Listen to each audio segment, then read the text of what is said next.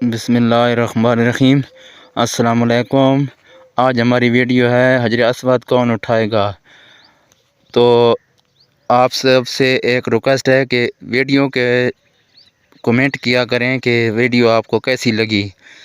یہ کعبہ شریف کا جب تعمیر نو شروع ہوئی تو حجر اسود کو جہاں لگانے کی باری آئی تو سب قبیلے آپس میں لڑ پڑے کہ حجر اسود میں اٹھاؤں گا، حجر اسود میں اٹھاؤں گا۔ تو وہاں حضور صلی اللہ علیہ وسلم نے ایک فیصلہ کیا۔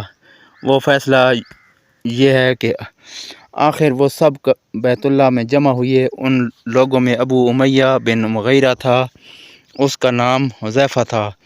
قریش کے پورے قبیلے میں یہ سب سے زیادہ عمر والا تھا۔ یہ ام المؤمنین سیدہ ام سلمہ رضی اللہ تعالیٰ عنہا کا باپ تھا۔ قریش کے انتہائی شریف لوگوں میں سے تھا۔ مسافروں کو سفر سامان اور کھانا وغیرہ دینے کے سلسلے میں بہت مشہور تھا۔ جب کبھی سفر کرتا تو اپنے ساتھیوں کے کھانے پینے کا سامان خود کرتا تھا۔ اس وقت شدید جھگڑے کو ختم کرنے کے لیے اس نے ایک حل پیش کیا۔ اس نے سب سے کہا، اے قریش کے لوگوں، اپنا جھگڑا ختم کرنے کے لیے تم یوں کرو کہ حرم کے صفا نامی دروازے سے جو شخص سب سے پہلے داخل ہو اس فیصلہ کرا لو۔ وہ تمہارے درمیان جو فیصلہ کرے وہ سب اس کو مان لیں۔ یہ تجویز سب نے مان لی۔ آج اس دروازے کو باب سلام کہا جاتا ہے۔ یہ دروازہ رحمانی یمانی رکن یمانی اور رکن اسود کے درمیانی حصے کے سامنے ہے۔ اللہ کی قدرت کہ اس دروازے سے سب سے پہلے حضور نبی اکرم صلی اللہ علیہ وسلم تشریف لائے۔ قریش نے جیسے ہی آپ کو دیکھا پکار اٹھے، یہ تو امین ہیں، یہ تو محمد صلی اللہ علیہ وسلم ہیں، ہم ان پر راضی ہیں۔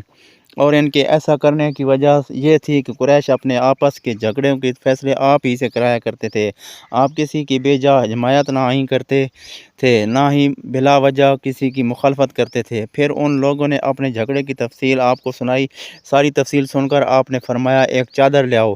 وہ لوگ چادر لے آئے۔ آپ نے اس چادر کو بچھایا اور اپنے دست مبارک سے حجر اسود کو اٹھا کر اس چادر پر رکھ دیا۔ اس کے بعد آپ نے ارشاد فرمایا، ہر قبیلے کے لوگ اس چادر کا ایک ایک کنارہ پکڑ لیں، پھر سب مل کر اس کو اٹھائیں۔ انہوں نے ایسا ہی کیا۔ اس چادر کو اٹھائے ہوئے وہ اس مقام تک آ گئے جہاں حجر اسود کو رکھنا تھا۔ اس کے بعد نبی اکرم صلی اللہ علیہ وسلم نے حجر اسود کو اٹھا کر اس کی جگہ رکھنا چاہا، لیکن عین اسی وقت ایک نجدی شخص آگے بڑھا اور تیز آواز میں بولا، بڑے تعجب کی بات ہے کہ آپ لوگوں نے ایک کم عمر نوجوان کو اپنا رہنما بنا لیا ہے، اس کی عزت افزائی میں لگ گئے ہو۔ یاد رکھو، یہ شخص سب کو گروہوں میں تقسیم کر دے گا، تم لوگوں کو پارا پارا کر دے گا۔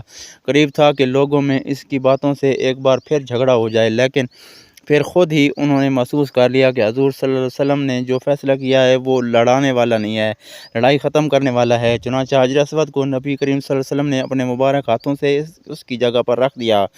مورخوں نے لکھا ہے کہ یہ نجدی شخص دراصل ابلیس تھا، جو اس موقع پر انسانی شکل میں آیا تھا۔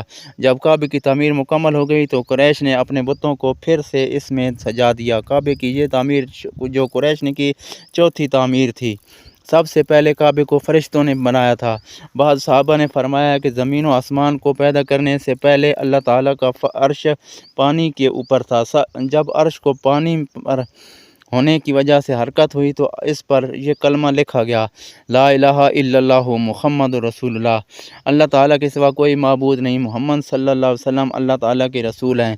اس کلمے کے لکھے جانے کے بعد عرش ساکن ہو گیا۔ پھر جب اللہ تعالیٰ نے آسمانوں اور زمین کو پیدا کرنے کا ارادہ فرمایا تو اس نے پانی پر ہوا کو بھیجا۔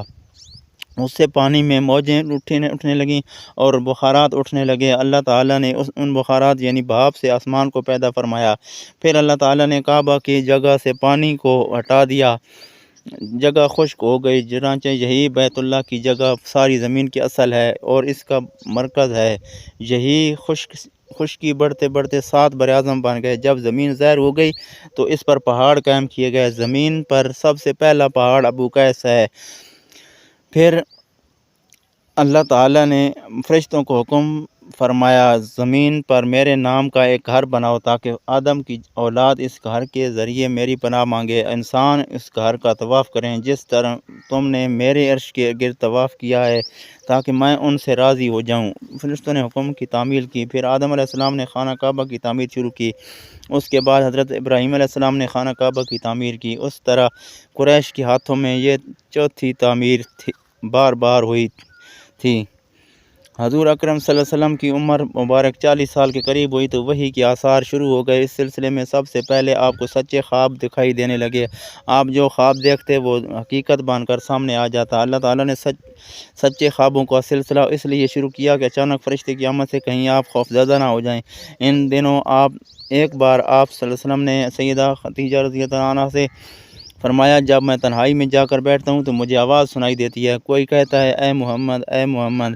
ایک بار آپ نے فرمایا، مجھے ایک نور نظر آتا ہے، یہ جو نور جاگنے کی حالت میں نظر آتا ہے، مجھے ڈر ہے اس کے نتیجے میں کوئی بات نہ پیش آ جائے۔ اس بار آپ نے یہ بھی فرمایا، اللہ کی قسم مجھے جتنی نفرت ان بتوں سے ہے اتنی کسی اور چیز سے نہیں۔ وہی کے لیے آپ کو ذہنی طور پر تیار کرنے کے لیے اللہ تعالیٰ نے فرشتے اسرافیل کو آپ کا ہمدم بنا دیا تھا۔ آپ ان کی موجودگی کو محسوس تو کرتے تھے مگر انہیں دیکھ نہیں سکتے تھے۔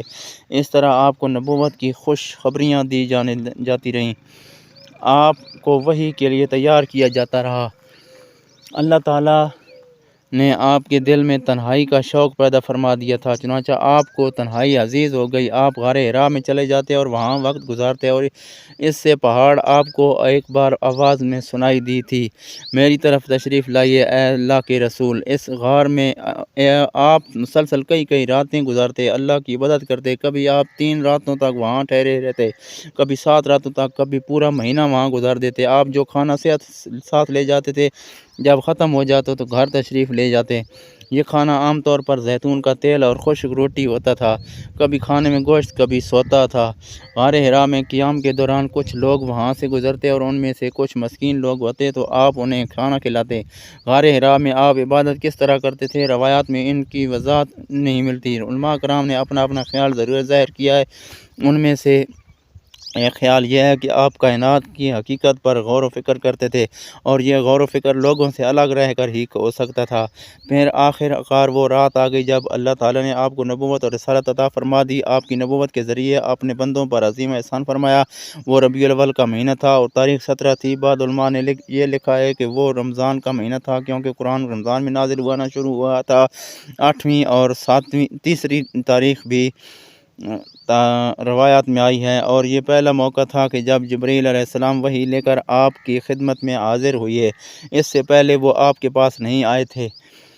جب صبح جبرائیل علیہ السلام وحی لے کر آئے پھر پیر کی صبح تھی اور پیر کی صبح ہی آپ صلی اللہ علیہ وسلم اس دنیا میں تشریف لائے تھے۔ آپ فرمایا کرتے تھے، پیر کے دن روزہ رکھو کیونکہ میں پیر کے دن پیدا ہوا، پیر کے دن ہی مجھے نبوت ملی۔ بہرحال اس بارے میں روایات مختلف ہیں۔ یہ بات طے ہے کہ اس وقت آپ کی عمر مبارک 40واں سال تھا۔ آپ اس وقت نیند میں تھے اب کہ جبرائیل علیہ السلام تشریف لائے اور ان کے ہاتھ میں ایک ریشمی کپڑا تھا اور اس کپڑے میں ایک کتاب تھی۔ آئندہ ویڈیو میں ملاقات ہوگی۔ اللہ حافظ۔